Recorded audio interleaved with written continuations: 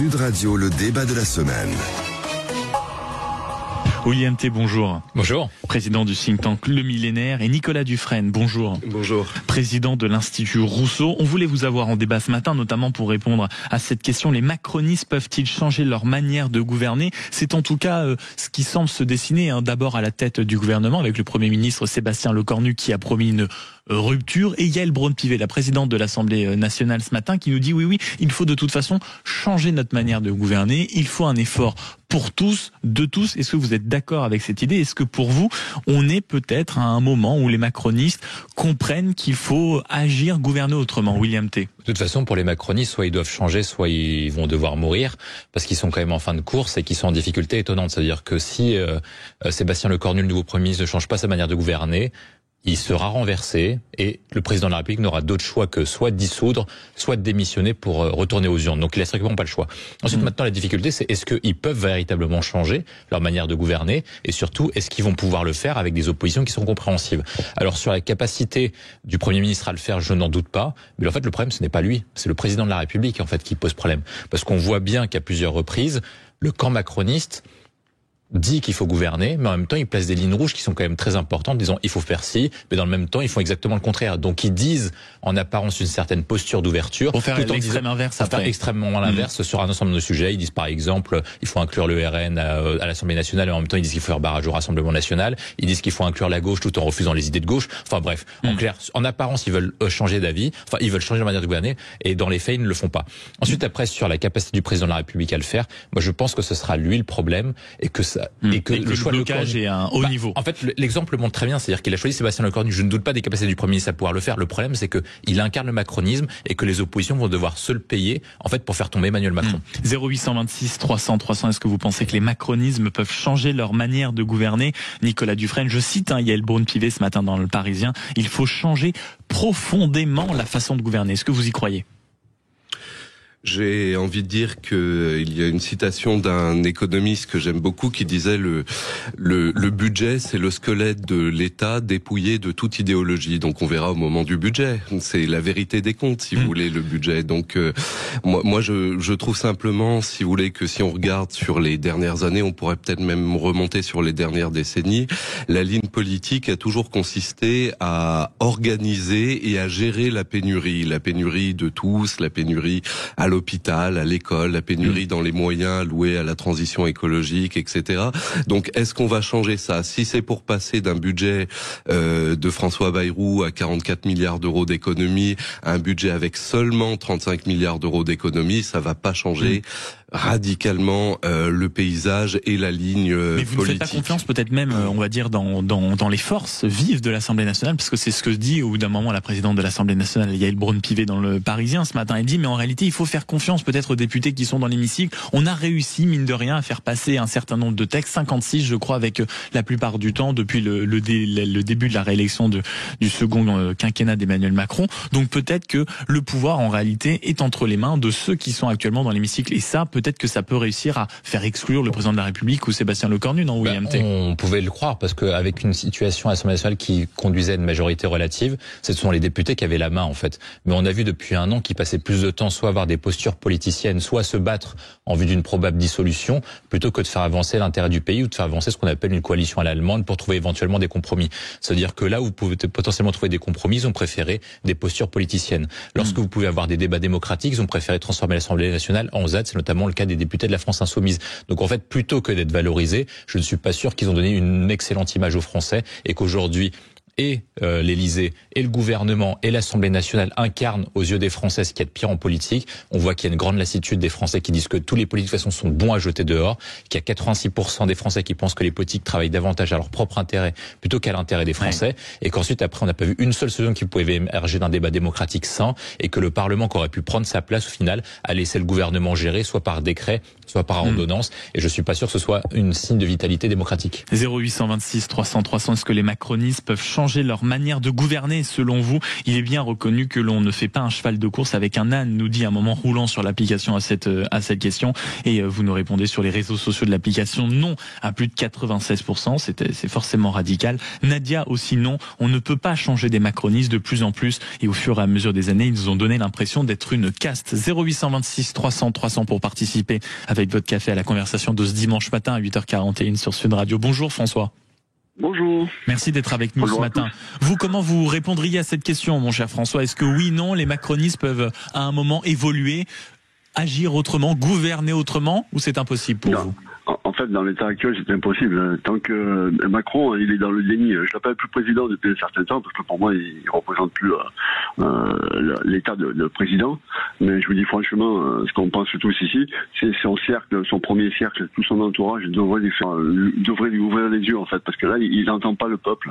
Pourtant, on le voit, aujourd'hui avec les journalistes, c'est ça, il remonte toutes les infos, et il a les yeux fermés, quoi. Et il n'est pas comme le général de Gaulle. Le général de Gaulle, à un moment donné, il a dit, je vous ai compris, il a fait ce qu'il avait à faire. Mais là, lui, à ce moment-là, le problème du général de Gaulle, à ce moment-là, c'est que personne n'avait compris ce qu'avait compris le général de Gaulle. C'était un autre sujet. D'accord. Mais bon, non, mais lui, il a les yeux fermés, quoi. Donc il est là, il continue son train-train, il prend des décisions, même notamment concernant la Palestine. Moi, je suis pas trop d'accord. Je comprends qu'il y a là-bas, il y a un gros problème. Il y a une soixantaine de pays autour, arabes, ce sont leurs frères musulmans, sans faire de jumeaux, notamment le Qatar, mais ils font quoi, Ils font rien du tout. Pourquoi c'est toujours... Vous diriez que quoi en réalité, mon cher François, que Emmanuel Macron s'obstine d'une certaine manière? Il s'obstine, les yeux fermés. Là, je vous donne un exemple. Il va vous paraître absurde, mais si vous mettez des ministres de gauche ou les filles à l'intérieur et aux armées, je peux vous garantir que dans peu de temps, il y a la révolution, quoi. Non, mais ça, c'est sûr que pour les postes clés, c'est d'ailleurs en tout cas le prétexte qu'avaient invoqué les Républicains. Il a mis des gars de droite, mais s'il mettait des gars de gauche ou extrême gauche, c'est fini pour lui. Ça, il le comprend, quoi. Donc vous regrettez, il tient vraiment, tu vois, à la limite, il tire sur le fil, quoi. Il tire sur la corde, mais ça va pas tarder à lâcher.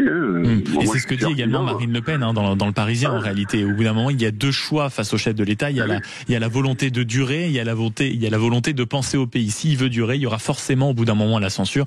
Et Marine Le Pen continue dans sa rengaine de demander à nouveau la dissolution pour retourner au peuple. Merci beaucoup, François, d'avoir été avec nous. 0826 300 300. Vous êtes peut-être en train de prendre votre café du dimanche. Je voulais appeler Sud. C'est votre radio. Venez participer à la conversation sur cette question. Est-ce que les macronistes peuvent changer leur manière de gouverner? C'est quand même intéressant ce que dit François. C'est ce que William T disait tout à l'heure, Nicolas Dufresne. C'est-à-dire qu'il y a au bout d'un moment, peut-être que la problématique s'incarne dans la personne du président de la République. Est-ce que c'est votre sujet? Est-ce que c'est la façon aussi dont vous voyez les choses? Pas vraiment. C'est-à-dire que je crois que en fait il y a des forces, des lignes profondes. En fait, il y a deux sujets. Il y a la question de la politique qui est menée. Et ça, je crois que finalement, il y a une constante depuis très très longtemps. Et que c'est cette constante-là, si on ne la change pas dans ses racines, c'est-à-dire dans ses convictions. La politique menée depuis des années, elle serait comment pour vous? C'est un mélange d'impuissance publique, d'inaction, voilà ce que je disais tout à l'heure, c'est-à-dire d'organiser et en fait de pérenniser une forme de pénurie, d'austérité qui n'offre pas de grands projets politiques. Et ça, c'est pas nouveau, ça dure depuis quand même très très longtemps. Maintenant, il y a une autre dimension qui est la dimension de l'exercice du pouvoir aujourd'hui. Et là, ce que disait votre internaute, c'est intéressant, c'est-à-dire ce que disait François est intéressant, c'est-à-dire que en effet, face à des échecs, le général de Gaulle, lui, avait instauré une éthique qui était de partir. Alors déjà, il avait instauré une double éthique qui était celle d'un appel régulier et fréquent au peuple, ce qu'on a complètement laissé tomber.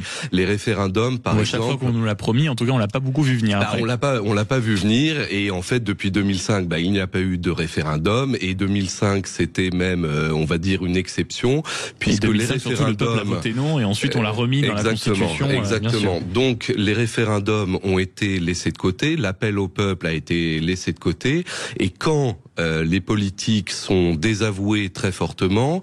Ils n'ont pas l'éthique qu'avait instauré le général de Gaulle, c'est-à-dire de se retirer. D'en tirer les leçons et de partir. Voilà. Donc ça, il y a une difficulté. Mais par contre, je pense qu'il faut vraiment distinguer les fondamentaux de l'évolution des politiques économiques, sociales et j'allais dire même internationales, qui sont les mêmes depuis un long moment. C'est les changements, on va dire très profonds. Mais alors justement, tous les deux, est-ce qu'il n'y a pas le moyen, très surpris de ce sondage dans le Figaro il y a 2 jours, j'interrogeais Alexis Corbière à ce micro vendredi, les Français, certes, Sébastien Lecornu a une cote plus que défavorable, parce que je crois que c'est un des premiers ministres qui commence avec la cote de popularité la plus basse, mais les Français, à près de 51%, je crois, y compris au sein du Parti Socialiste, estiment qu'il a fait, on va dire, des premiers pas plutôt satisfaisants. Est-ce qu'il n'y a pas une contradiction entre, justement, peut-être l'obstination du président de la République et Sébastien Lecornu, malgré, on va dire, son image de premier de cordée du président de la République, en réalité, aura peut-être compris un peu plus sa volonté de ne pas parler, de consulter davantage. Il reçoit l'intersyndicale mercredi, de ne pas composer de gouvernement avant d'avoir la ligne, on va dire, à peu près claire sur le budget. Est-ce que vous ne pensez pas que c'est le soldat qui pourra, on va dire, être un peu l'exception qui confirme la règle, William T? En fait, Lecornu a quand même un avantage, c'est qu'il, certes, il est le plus proche, enfin l'un des plus proches du président de la République, mais il incarne une rupture sur le fond et sur la forme avec Emmanuel Macron. Sur la forme, parce qu'en fait, au lieu d'être un macronisme vertical, en fait, une sorte de bonapartisme, c'est-à-dire celle de décider tout seul et en fait d'imposer sa vision à l'ensemble de l'Assemblée nationale et de la population, il est davantage dans la consultation. Et la plupart des Français qui parle, on va dire. En gros, il a un peu l'habitude de ça, qui respecte également les oppositions, respecte les avis, même s'il n'est pas obligé de reprendre en compte tout ce qu'il dit. Mais en tout cas, il montre qu'il veut écouter les autres personnes et qu'il comprend la situation politique. Et comme il fait pas un déni de réalité comme une partie des macronistes et qui comprend qu'on peut pas gouverner uniquement avec 220 députés, en fait, la plupart des Français se disent, au moins, il comprend à peu près la situation. Maintenant, comme il monte des premiers pas, comme les Français également sont lassés de la situation politique, je pense qu'ils veulent lui donner sa chance parce qu'ils veulent avoir un budget 2026. Et il a un peu la même situation que Bayrou au début de l'année, c'est-à-dire que beaucoup de Français vont se dire qu'il vaut mieux un mauvais budget que pas de budget du tout. Et il le disait d'ailleurs face à certains militants Renaissance et certains députés à Arras, je crois, l'autre soir, il disait, en réalité, je ne peux plus être moi personnellement à 100% Renaissance. C'est d'ailleurs ce que visiblement est en train de comprendre aussi Gabriel Attal, qui fera sa rentrée politique du côté d'Arras, qui a vraiment pour but de se détacher en réalité de l'image macroniste. Peut-être que c'est ça qui s'est passé, Nicolas Dufresne, c'est que peut-être que le sentiment au début du président de la République, la Start-up Nation, la volonté peut-être de mettre un peu d'huile dans les rouages, de casser les codes était bonne, mais que derrière tout n'a pas suivi et qu'il y a eu une forme d'obstination qui a ressemblé au classicisme que vous évoquiez tout à l'heure. En tout cas, là, je suis d'accord avec William Tay sur le fait que le Premier ministre arrive avec une volonté de discuter plus largement. Et puis, en réalité, il n'a pas vraiment le choix, puisque sinon il y a la censure. Il y a la censure qui est au bout de la route. Maintenant, je crois vraiment que il faut pas se poser uniquement la question de la méthode et de la forme. Il faut aussi se poser la question du fond. Et c'est ça la question du fond, c'est-à-dire que si on ne revient pas sur, si on ne s'interroge pas sur les fondamentaux des politiques économiques, on risque de susciter de la déception. C'est ça le problème. De la déception, il est considérable. Il est considérable et il se répète. Et là, moi, si vous voulez, ce que je trouve de plus en plus dangereux, c'est que il se répète avec la valse, si vous voulez, des premiers ministres successifs, où finalement on change les personnes sans changer le fond. Oui. Et ça, puis en plus, à chaque fois l'épuisement démocratique, ça crée de la déception, de l'épuisement démocratique, et ça peut pas bien se terminer. Nicolas Dufresne, président de l'Institut Rousseau, et William T, président du think tank Le Millénaire. Merci beaucoup d'avoir été au micro de Sud Radio en ce dimanche matin pour cette question. Les macronistes peuvent-ils changer leur manière de gouverner?